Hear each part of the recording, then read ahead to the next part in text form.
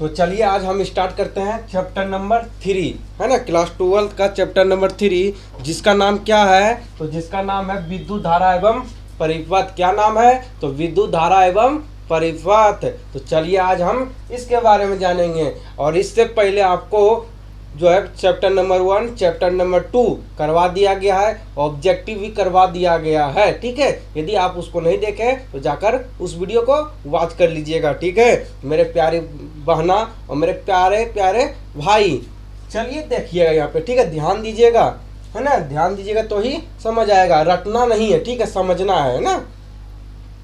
रटना तो जिंदगी भर था, लेकिन अब नहीं रटना है ना। आप तो नंबर 9 तक जो है आप रटते आ रहे थे, लेकिन अब 10 में 12th में आकर जो है नहीं रटना है ना।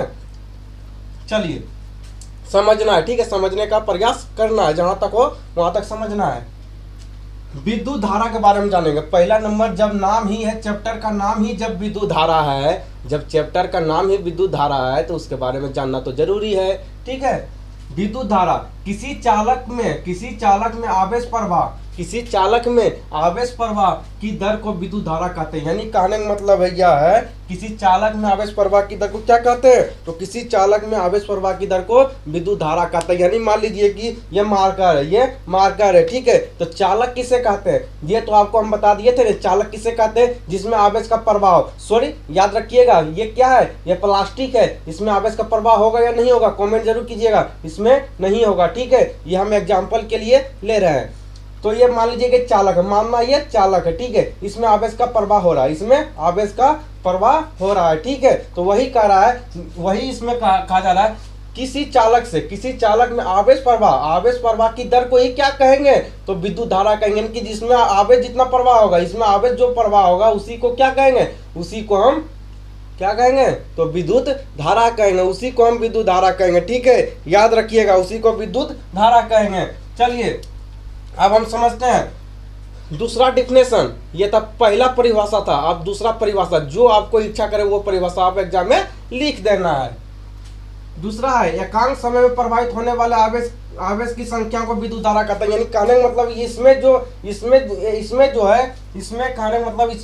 एकांक समय में, इसमें इस चालक में जो एकांक समय में प्रवाहित आवेश को क्या कहेंगे? तो विद्युत धारा कहेंगे। कहने का मतलब वही है, एकांक समय में प्रवाहित होने वाले आवेश की संख्या को विद्युत धारा कहते हैं। कि कहने का मतलब है जितना इसमें जो है कितना आवेश प्रवाह हो रहा है, उसी की संख्या को क्या कहेंगे? तो विद्युत धारा कहेंगे। उसी के संख्या को हम क्या कहेंगे? तो उसी के संख्या को हम विद्युत धारा कहेंगे। ठीक है, तो पहला डिफिनेशन और दूसरा डिफिनेशन समझ आ गया होगा। पहला क्या था? किसी चालक में आवेश प्रवाह की दर को विद्युत धारा कहते हैं। मान लीजिए ये चालक है, इसमें आवेश का प्रवाह हो रहा है, उसी को क्या कहेंगे? उसी को विद्युत धारा कहेंगे। इतना बढ़िया समझ तो आ ही गया होगा, इतना बढ़िया जो है समझाने की हम प्रयास कर रहे हैं, इतना बढ़िया से तो समझ तो जरूर आएगा। ठीक है, समझिए। चलिए अब दूसरा, आप जानते हैं कि विद्युत धारा जब समझ लिए, विद्युत धारा का डिफिनेशन समझ लिए, ठीक है, जो आपको इच्छा करे वो एग्जाम में लिख देना है ना, रटना नहीं है। मान लीजिए एग्जाम्पल लीजिए, मान लीजिए ये चालक है, इसमें आवेश प्रवाह हो रहा है, उसी को दर को क्या कहेंगे? विद्युत धारा कहेंगे। सिंपल। विद्युत धारा को आई से प्रदर्शित करते हैं। विद्युत धारा को क्या चीज से प्रदर्शित करते हैं? तो विद्युत धारा को आई से प्रदर्शित करते हैं। विद्युत धारा को क्या चीज से प्रदर्शित करते हैं? एग्जाम में पूछा जाता है, तो विद्युत धारा को आई से प्रदर्शित करते हैं, ऑब्जेक्टिव में पूछा जाता है। ठीक है, आवेश विद्युत धारा का फॉर्मूला क्या होता है? आई बराबर क्यू बटे टी। विद्युत धारा का फॉर्मूला क्या होता है? तो आई बराबर क्यू बटे टी, है ना। धारा बराबर होता है आवेश बटे समय। यानी कि किसी चालक में आवेश प्रवाह की दर को, है ना, किसी एकांक समय में प्रवाहित होने वाले आवेश को क्या कहते हैं? तो विद्युत धारा कहते हैं। वही देखिए, हाँ, परिभाषा से ही हम बना सकते हैं। देखिए यहाँ पे लिखते हैं आई बराबर, यहाँ पे हम समझाते हैं। ठीक है, परिभाषा से हम डिफिनेशन समझा देते हैं। आई बराबर क्यू बटे टी है ना मेरे भाई। तो ये परिभाषा देखिए बनता है कि नहीं बनता है? कि एकांक समय में टी क्या होता है? समय होता है टी क्या होता है, टी समय होता है, यू क्या होता है, आवेश होता है, यू क्या होता है, तो यू आवेश होता है। तो समझिए आई क्या होता है, धारा होता है। तो धारा का डिफिनेशन देखिए कि कहने का मतलब यह है कि फॉर्मूला से ही परिभाषा को तैयार हम कर देंगे, है ना।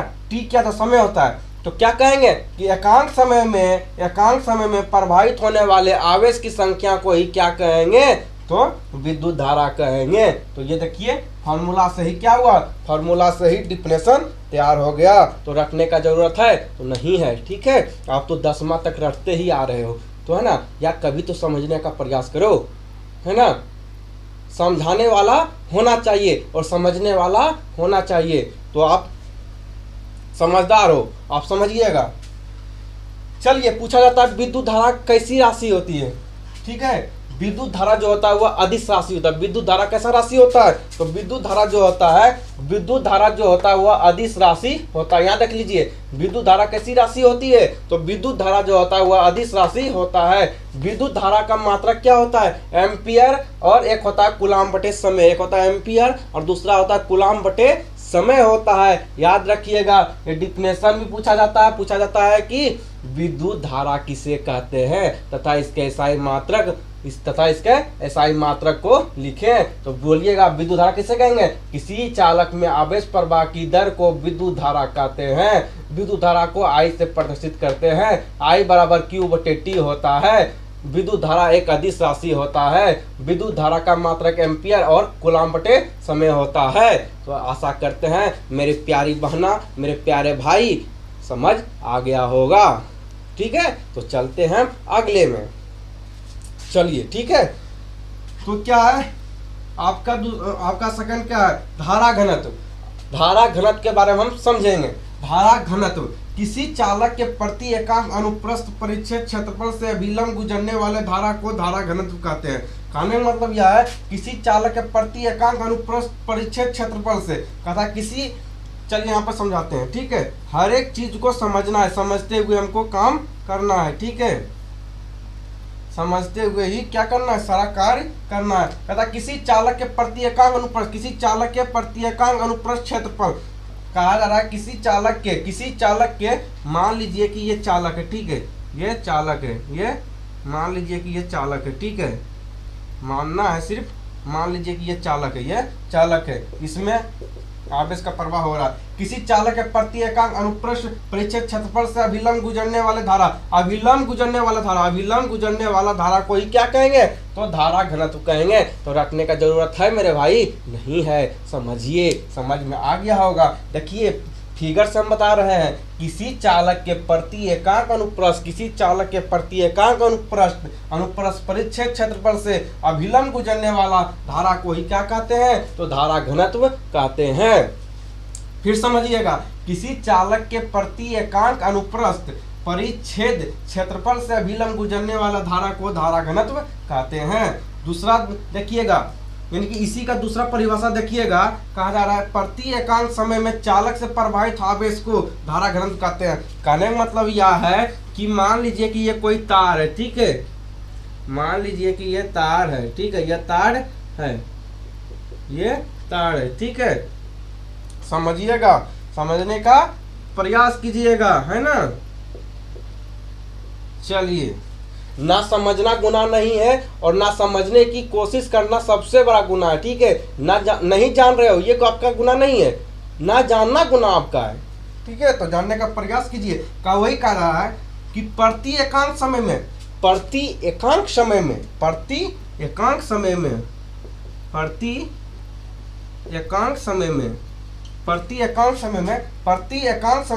चालक से प्रवाहित, ये चालक है, प्रति एकांक समय में चालक से प्रवाहित, याद रखिएगा, कहा प्रति एकांक समय में चालक से प्रवाहित आवेश को ही क्या कहेंगे, उसी को धारा घनत्व कहेंगे। फिर ध्यान दीजिएगा, कोई बड़ा चीज यहाँ इसमें नहीं लिखा जा रहा है, वही लिखा गया कि चालक, मान लीजिए कोई चालक है ना, कोई चालक है, वही कह रहा प्रति एकांक समय में चालक से प्रवाहित आवेश को, ये चालक से जो जितना आवेश जा रहा है उसी को कह रहा है कि प्रति एकांक समय में चालक से प्रवाहित आवेश को, चालक से प्रवाहित आवेश को क्या कहेंगे, तो जो धारा घनत्व कहेंगे। यानी कहने का मतलब यह है, मान लीजिए ये चालक है, मान लीजिए ये चालक है, मान लीजिए ये क्या है, मान लीजिए ये चालक है, ठीक है, ये चालक है, ये चालक है। वही कह रहा एकांक समय में, एकांक समय में चालक से प्रवाहित आवेश को, एकांक समय में चालक से प्रवाहित आवेश को ही क्या कहेंगे, तो धारा घनत्व कहेंगे, धारा घनत्व कहेंगे। और धारा घनत्व का फॉर्मूला क्या होता है, तो धारा घनत्व का फॉर्मूला होता है J बराबर IA। चलिए बताते हैं धारा घनत्व का फॉर्मूला क्या होता है, चलिए जानते हैं। तो धारा घनत्व का फॉर्मूला होता है, धारा घनत्व का फॉर्मूला क्या होता है, J बराबर होता है I बटे A, I बटे यही होता है ना, यही होता है, I बराबर होता है J बराबर होता है I बटे A होता है। धारा घनत्व का फॉर्मूला क्या होता है, J बराबर I बटे A होता है, ठीक है। इसको प्रूव भी करने के लिए एग्जाम में दिया जाता है, तो उसको भी हम बताएंगे। पहले चैप्टर समाप्त करेंगे, उसके बाद डेरिवेशन बताएंगे, उसके बाद ऑब्जेक्टिव, उसके बाद सब्जेक्टिव। तो धारा घनत्व J बराबर I बटे A होता है, याद रखिएगा। और धारा घनत्व जो होता है, धारा घनत्व जो होता है वो सदिश राशि होता है। धारा घनत्व कैसी राशि होती है, तो धारा घनत्व सदिश राशि होती है, याद रखिएगा। धारा घनत्व कैसी राशि होती है, तो धारा घनत्व सदिश राशि होता है। और धारा घनत्व कहेंगे किसे, यदि लग रहा है कि मेरे प्यारे प्यारे भाई लग रहा है कि आप भूल गए हैं, तो याद रखिएगा किसी चालक, किसी एकांक समय में, ये चालक है, एकांक समय में चालक से प्रवाहित आवेश को ही क्या कहेंगे, तो धारा घनत्व कहेंगे, याद रखिएगा। धारा घनत्व का डिफिनेशन आपको मालूम चल गया, फॉर्मूला भी मालूम चल गया, J बराबर I होता है ना। और ये भी मालूम चल गया कि धारा घनत्व सदिश राशि होता है। तो चलिए अब चलते हैं, चलिए एक स्क्रीनशॉट लीजिए इसका पहले, है ना। एक जो है धोनी वाला हेलीकॉप्टर शॉट मार लीजिए, फटाफट मारिए जल्दी से आगे। चलिए मिटा दें इसको, अप करते हैं, ठीक है। चलिए फिर समझते हैं, समझाना भी जरूरी है। कैसे जाए पिया के नगरिया,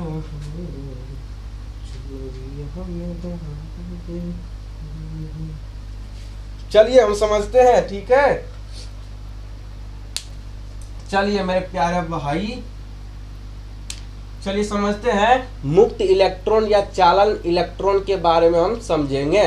किसके बारे में जानेंगे, मुक्त इलेक्ट्रॉन या चालन इलेक्ट्रॉन के बारे में जानेंगे। वही देखिए समझाते हैं, कहा जा रहा है समान ताप पर तापीय विक्षोभ, कहा जा रहा है समान ताप पर तापीय विक्षोभ के कारण मूल नाभिक से पृथक हो जाता है और यादृच्छिक गति करने लगता है, उसे मुक्त इलेक्ट्रॉन या चालन इलेक्ट्रॉन कहते हैं। कहने का मतलब यह है कि मान लीजिए कि ये क्या है, ये समान ताप पर तापीय विक्षोभ के कारण मूल नाभिक से पृथक हो जाता है और यादृच्छिक गति करने लगता है, उसे मुक्त इलेक्ट्रॉन सामान्य कहते हैं। कहने मतलब यह है कि मान लीजिए इसमें क्या है, इलेक्ट्रॉन, इसके अंदर क्या है, इसके नाभिक, ये इसके अंदर क्या इलेक्ट्रॉन है, इसके अंदर इलेक्ट्रॉन है, क्या है, याद रखिएगा, इसके अंदर इलेक्ट्रॉन है।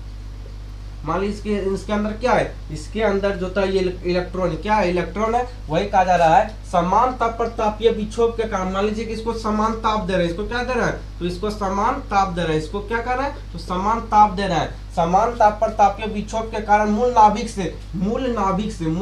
से पृथक हो जाता है और यादृच्छिक गति करने लगता है। मान लीजिए जब आपको, मान लीजिए किसी रूम में आप, चलिए यहाँ समझाते हैं, एक बढ़िया सा एग्जाम्पल लेकर हम समझाते हैं, ठीक है, तो ही आपको समझ आएगा बढ़िया से।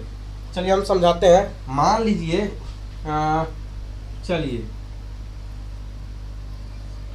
मान लीजिए कि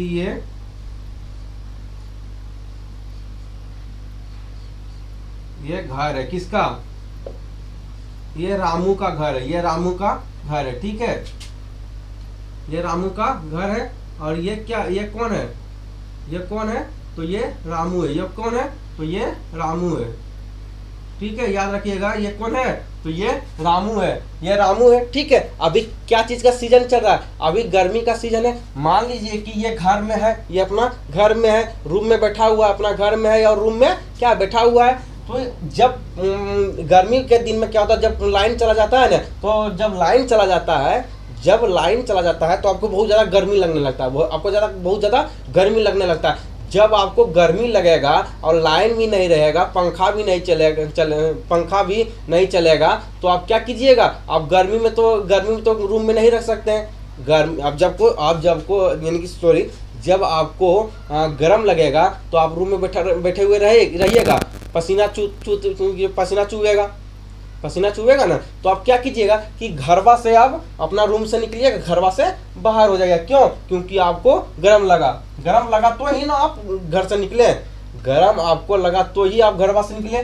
तो वही इसमें कहा जा रहा है कि समान ताप पर तापीय विक्षोभ के कारण मूल नाभिक से पृथक हो जाता है और यादृच्छिक गति करने लगता है। आप जब बाहर निकल जाइएगा तो टहलने लगिएगा, कभी इधर जाने लगेगा, कभी इधर जाने लगेगा, कभी इधर जाने लगेगा, कभी इधर जाने लगेगा। क्यों? क्योंकि आपको गर्मी लग रहा है और इधर उधर जाइएगा, क्या होगा, आपको आराम लगेगा। उसी प्रकार यहाँ कहा जा रहा है कि समान ताप पर तापीय विक्षोभ के कारण मूल नाभिक से पृथक हो जाता है और यादृच्छिक गति करने लगता है, उसे मुक्त इलेक्ट्रॉन या चालन इलेक्ट्रॉन कहते हैं। तो रामू के जगह पर हम इलेक्ट्रॉन रख देते हैं, ठीक है। इलेक्ट्रॉन नाम लेते हैं, समझिएगा बढ़िया से, इलेक्ट्रॉन नाम लेते हैं। क्या लेते हैं? इलेक्ट्रॉन नाम ले लेते हैं। तो चलिए अब क्या होगा, इलेक्ट्रॉन जब नाम लेनी है तो सारा इलेक्ट्रॉन यहाँ हो जाएगा, ये सब इलेक्ट्रॉन हो जाएगा, ये सभी इलेक्ट्रॉन हो जाएगा। तो देखिए, तो बहुत ज़्यादा गर्मी करेगा तो लाइन चला जाएगा, पंखा भी बंद हो जाएगा। तो क्या करेगा इलेक्ट्रॉन जब इसको समान ताप पर तापीय विक्षोभ होगा, यानी कि बहुत ज़्यादा इसको जो है ताप जब पड़ेगा, जब इसको हीट यानी कि गर्मी बहुत ज़्यादा लगेगा, तो क्या करेगा, ये घरवा से बाहर हो जाएगा। घरवा से क्या होगा, तो घरवा से ये बाहर हो जाएगा और यादृच्छिक गति करने लगेगा, यानी कि चारों ओर घूमने लगेगा। उसी को क्या कहेंगे, मुक्त इलेक्ट्रॉन या चालन इलेक्ट्रॉन कहते हैं। तो आशा करते हैं कि हम समझाने का बहुत ही प्रयास किए, है ना, और आपको समझ भी आया होगा। और चलिए, आपको समझ आ गया है तो आप इसको नोट कर लीजिए, ठीक है। इसी को क्या कहेंगे, मुक्त इलेक्ट्रॉन या चालन इलेक्ट्रॉन कहेंगे। चलिए, यदि आपको पूरा वीडियो बढ़िया लग रहा हो तो आप जो है अपने दोस्तों में जरूर इसे शेयर कीजिए, ठीक है। और सब्सक्राइब करो या ना करो, है ना, लेकिन आप अपने दोस्तों के पास इसे शेयर जरूर कर दें, ठीक है, ताकि वो भी पढ़ सके। ओम का नियम आप क्लास 9 में भी पढ़े, क्लास 10 में भी पढ़े होंगे। क्लास 10 में भी ओम का नियम आप पढ़े होंगे, आपको याद शायद नहीं होगा, बहुत ही मस्ती किए होंगे 10 में, इसलिए याद नहीं होगा। चलिए हम बताते हैं। ओम का नियम डॉक्टर जॉर्ज साइमन ओम ने दिया था। ओम का नियम किसने दिया था? ओम का नियम डॉक्टर जॉर्ज साइमन ओम ने दिया था, 1826 ईस्वी में दिए थे। कौन दिए थे? ओम का नियम 1826 ईस्वी में डॉक्टर जॉर्ज साइमन ओम ने दिया था, 1826 ईस्वी में। और उन्होंने ओम का नियम डॉक्टर जॉर्ज साइमन ओम ने दिए थे, तो वो क्या बोले थे? वो बोले थे यदि किसी चालक के भौतिक अवस्था न बदली जाए तो चालक के सिरों के मध्य विभवांतर चालक में प्रवाहित धारा के समानुपाती होता है। उसी को हम क्या कहेंगे? ओम का नियम कहेंगे। तो चलिए फिर हम समझते हैं परिभाषा इसका। ओम का नियम किसे कहेंगे? ओम का नियम डॉक्टर जॉर्ज साइमन ओम ने दिया था 1826 ईस्वी में। उन्होंने क्या बोला? तो उन्होंने बोला यदि किसी चालक के भौतिक अवस्था न बदली जाए तो चालक के सिरों के मध्य विभवांतर चालक में प्रवाहित विभवांतर के समानुपाती होता है। उसी को क्या कहेंगे? उसी को ओम का नियम कहेंगे। तो ओम का नियम कहेंगे, ठीक है। तो आई समानुपाती भी, आई बराबर V बटे आर। आई बराबर क्या होगा? आई बराबर क्या हो जाएगा? तो आई बराबर, चलिए यहाँ बताते हैं। तो आई बराबर क्या होगा? तो आई बराबर V बटे आर होगा, समझना है। V क्या हो गया? V आपका हो गया विभवांतर। V क्या हो गया आपका? V आपका यहाँ पे क्या दिया है? V आपका यहाँ पे विभवांतर है। और R क्या है? R आपका प्रतिरोध है। R क्या है आपका? R जो है आपका प्रतिरोध है। आप R क्या है? तो R जो आपका प्रतिरोध है। और प्रतिरोध और प्रतिरोध हो जाएगा। और प्रतिरोध का ऐसा मात्रक क्या होता है? तो ओम होता है। प्रतिरोध का मात्रक क्या होता है? तो प्रतिरोध का मात्रक ओम होता है। प्रतिरोध का मात्रक क्या होता है? तो प्रतिरोध का मात्रक जो होता है वो क्या होता है? तो प्रतिरोध का मात्रक ओम होता है। प्रतिरोध का मात्रक क्या होता है? प्रतिरोध का मात्रक ओम होता है। और प्रतिरोध का बीमा क्या होता है? ml²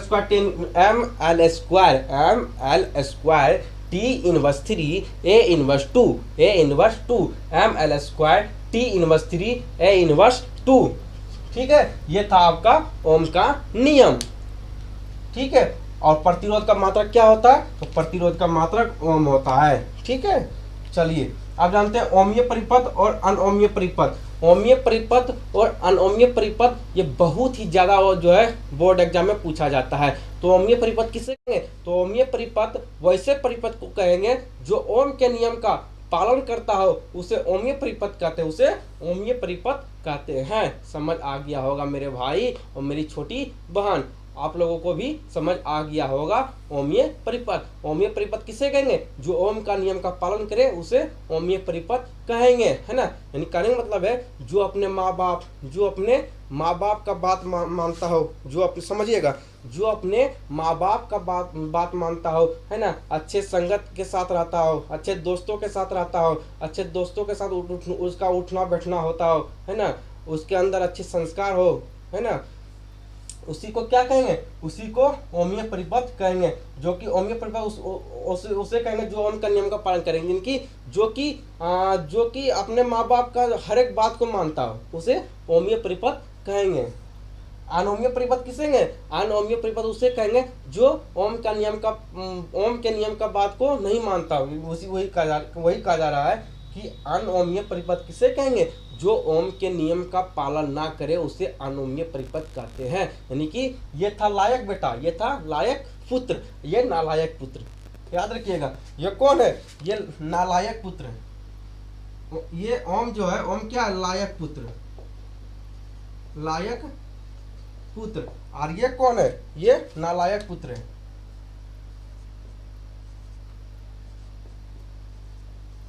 नालायक पुत्र, है ना। लायक पुत्र कौन है? अनओमीय परिपथ। लायक पुत्र कौन है? ओमीय परिपथ। जो कि ओम का नियम का पालन करता हो उसे ओमीय परिपथ कहते हैं। यानी कि जो माँ बाप का हर एक बात को मानता हो, है ना, जो अच्छे संगति के साथ रहता हो, अच्छे मित्र के साथ दोस्ती उसका हो, है ना, अच्छे मित्र के साथ उठना बैठना हो, है ना, हर एक अपने बाप का, अपने माता पिता का बात मानता हो, उसी को ओमीय परिपथ कहेंगे। अनोमीय परिपथ किसे कहेंगे? जो कि ओम के नियम का पालन ना करे, ओम के नियम का पालन ना करे उसे अनोमीय परिपथ कहेंगे। यानी कि नालायक पुत्र, नालायक पुत्र, यानी कि अपने बाप माँ का बात जो है ये मानता ही नहीं है, बाप माँ का बात ये मानता ही नहीं है, इसी को नालायक पुत्र कहते हैं। एक अच्छे एग्जाम्पल देकर आपको हम समझाने का प्रयास किए हैं, है ना। एक बेहतरीन एग्जाम्पल देकर ओमीय परिपथ और अनोमीय परिपथ को समझाने का हम बहुत ही ज़्यादा प्रयास किए हैं, है ना। और आशा करते हैं आपको समझ भी आया होगा, है ना। और यदि आपको एग्जाम्पल ऐसा न देने तो आपको समझ नहीं आएगा, इसलिए देना पड़ता है। ठीक है, लिखा हुआ तो है, आपको सिर्फ बता देंगे तो काम नहीं चलेगा।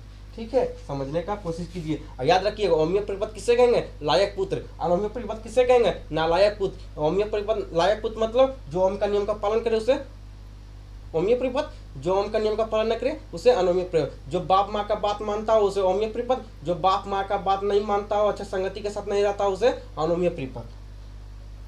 अनोमीय परिपथ का कुछ उदाहरण है, जैसे ट्यूब, निर्वात, ट्रांजिस्टर, अर्धचालक। ट्यूब, निर्वात, ट्रांजिस्टर और अर्धचालक। ठीक है, चलिए ये था अनोमीय परिपथ का कुछ एग्जाम्पल, ट्यूब, निर्वात और ट्रांजिस्टर, याद कर लीजिएगा। चलिए एक ग्राफ हम समझते हैं, अनोमीय परिपथ का क्या था? ट्यूब, निर्वात और ट्रांजिस्टर, और ये होता है अनोमीय परिपथ का एग्जाम्पल क्या था? ट्यूब, निर्वात, ट्रांजिस्टर और अर्धचालक। चलिए हम ग्राफ को समझते हैं, चलिए एक ग्राफ दिया है कि चालक के सिरों पर लगा विभवांतर V तथा धारा I के बीच ग्राफ बनाइए कि धारा I और V विभवांतर, धारा I और V विभवांतर के बीच क्या करना है? तो ग्राफ बनाना है। धारा I और V विभवांतर के बीच क्या करना है? ग्राफ खींचना है। तो ग्राफ कैसे बनेगा? याद रखिए, ग्राफ इस प्रकार बनेगा, ये हो जाएगा x, ये हो जाएगा x, ये इधर इधर का हो जाएगा x, और ये हो जाएगा आपका y, यहाँ पे हो जाएगा टेन थीटा, यहाँ पे हो जाएगा टेन थीटा, यहाँ हो जाएगा टेन थीटा, और ये हो जाएगा आपका v, ये हो जाएगा आपका v, और ये हो जाएगा i, यानी कि ये हो जाएगा विभवांतर, ये हो जाएगा विभवांतर, और ये हो जाएगा आपका धारा। ठीक है, और पूरा जो है ये पार्ट 1 वीडियो आपका है। ये कौन सा वीडियो आपका है? तो ये आपका पार्ट 1 वीडियो है, और आशा करते हैं कि आपको पूरा